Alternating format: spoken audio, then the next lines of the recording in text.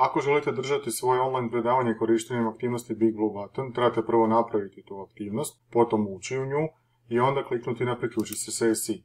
Po spajanju će vas sustav pitati kako se želite spojiti, odabrat ćete mikrofon. Potom slijedi eho test, kliknite na Yes.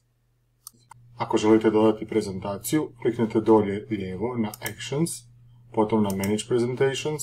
Ovdje gdje piše Browse for Files, kliknete na to. Nađete prezentaciju, kliknete na Open, potom kliknete gore desno na Upload. Kada se prezentacija učita, mikrofon je trenutno već aktivan što vidimo dolje u sredini, onda možemo kliknuti i na Start Recording ako želite snimati ovu prezentaciju. Sustav vas pita želite li snimati i vi kažete da.